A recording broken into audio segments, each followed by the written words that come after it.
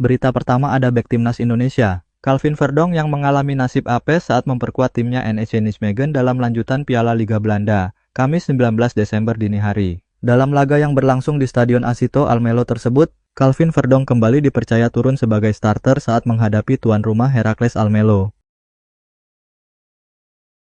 Berstatus sebagai tim tamu, Nijmegen sejatinya unggul dalam menciptakan peluang gol dengan 17 kesempatan yang 5 diantaranya tepat sasaran. Sedangkan Heracles hanya mampu mencatatkan 13 kesempatan yang 2 diantaranya tepat sasaran termasuk 1 berbuah gol.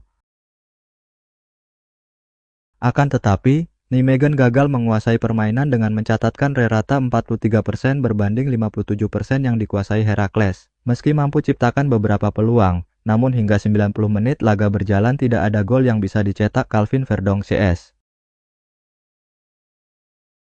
Pertandingan pun berlanjut ke babak extra time selama 215 menit. Di masa perpanjangan ini, malapetaka malah datang menghampiri NEC Nijmegen. Berhasil mendominasi sepanjang 90 menit, namun gawang NEC malah kebobolan pada menit 117 lewat sontekan Sam Schepperman.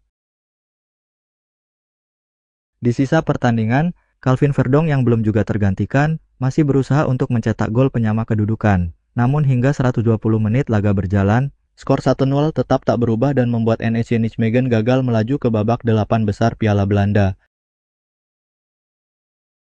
Dalam pertandingan tersebut terlihat kalau Calvin Verdonk menggunakan ban kapten, hal ini pun sontak membuat para penggemar bertanya-tanya. NEC Nijmegen pun membeberkan alasan pemain timnas Indonesia, Calvin Verdonk, mendadak jadi kapten dalam pertandingan di kancah sepak bola Belanda.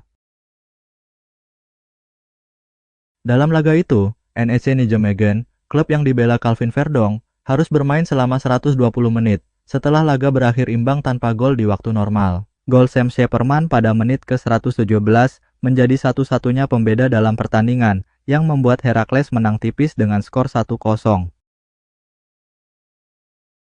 Pemain timnas Indonesia, Calvin Verdonk, bermain sebagai starter dan tidak pernah tergantikan hingga laga berakhir. Tak hanya itu, sang pemain berusia 27 tahun juga menjabat sebagai kapten di sepanjang permainan. NEC Nijmegen membeberkan alasan mengapa Verdonk menjabat sebagai kapten pada pertandingan ini, yaitu karena sejumlah pemain yang lebih senior harus absen.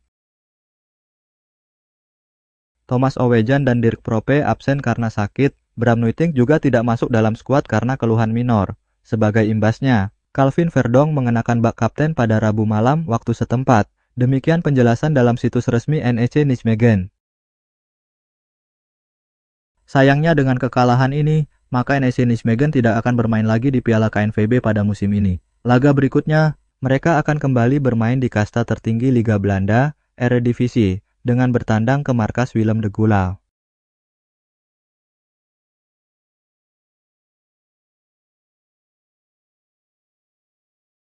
Beralih ke berita lainnya, pemain abroad timnas Indonesia, Kevin Dix, telah memainkan laga bersama klubnya FC Copenhagen di Liga Konferensi Eropa atau UEFA Conference League 2024-2025 semalam. Hasilnya, Kevin Dix DKK dibuat babak belur oleh Rapid Wina dalam lanjutan fase Liga-Liga Konferensi Eropa musim ini pada Jumat 20 Desember dini hari. FC Copenhagen dipaksa menyerah 0-3 tanpa balas oleh sang tuan rumah pada pertandingan yang dilangsungkan di Austria tersebut. Gol-gol kemenangan Rapid Wina dicetak oleh Dion Beljo pada babak pertama dan brace dari Nicolaas Wurmbrand di babak kedua. Sementara itu, gol dari FC Copenhagen sempat tercipta di masa injury time. Sayangnya tidak disahkan wasit usai dicek VAR. Bek timnas Indonesia itu mendapatkan rating 6,5 dengan catatan 91% akurasi umpan. Namun, Kevin Dix juga menerima 1 kartu kuning. Kevin Dix yang diturunkan sejak menit pertama selama 90 menit full tak kuasa membendung serangan dari tim tuan rumah.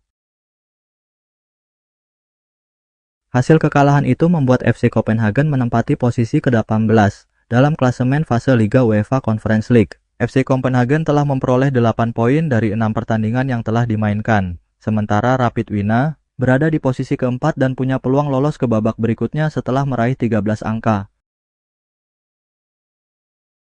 Meskipun kalah telak, Kevin Dix dan kawan-kawan tetap mampu mengamankan 1 tiket playoff Liga Konferensi Eropa musim ini. Sebagai informasi, 8 tim dengan peringkat teratas akan mendapat bye atau lolos otomatis ke babak 16 besar Liga Konferensi Eropa musim ini. Sementara tim yang berada di peringkat 9 hingga 24 akan bertanding di babak playoff fase gugur, dengan tim yang berada di peringkat 9 hingga 16 akan diunggulkan dalam undian. Kemudian tim yang berada di peringkat 25 hingga 36 akan tereliminasi dari kompetisi kasta ketiga Eropa itu. Kini, Kevin Dix dan FC Copenhagen memasuki jeda musim dingin. Untuk Liga Denmark dijadwalkan kembali bergulir pada pertengahan Februari 2025 mendatang.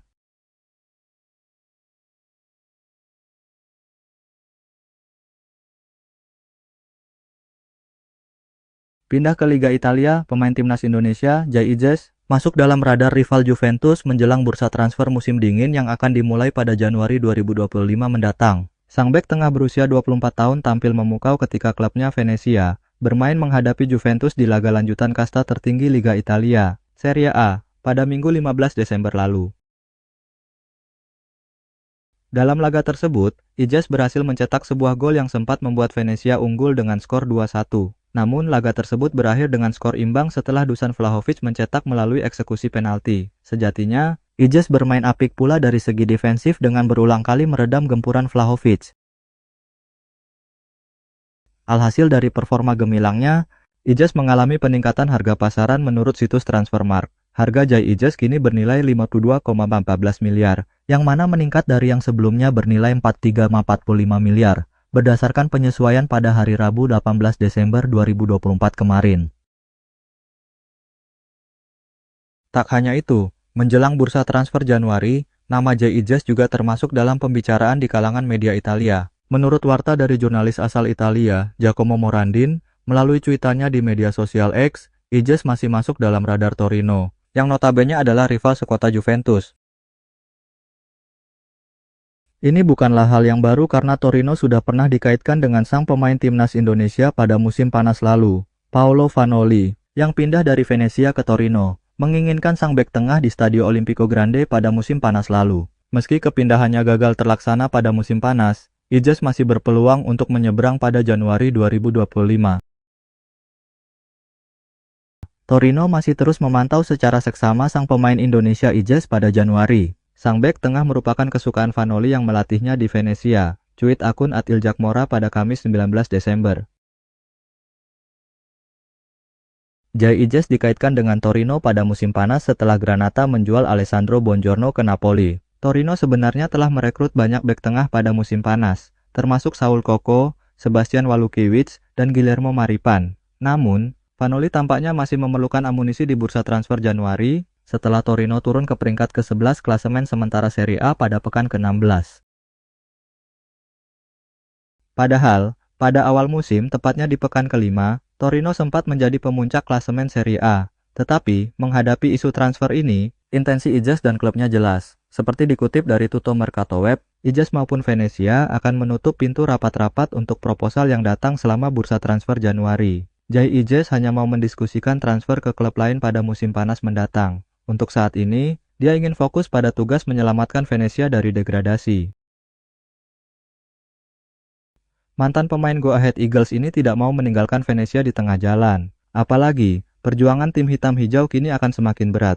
Pada pekan ini, partner Ijes di lini belakang Venezia, Michael Svoboda, dipastikan akan absen hingga akhir musim. Bersama Ijes, Svoboda adalah dua pemain yang paling diandalkan Venezia pada musim 2024-2025.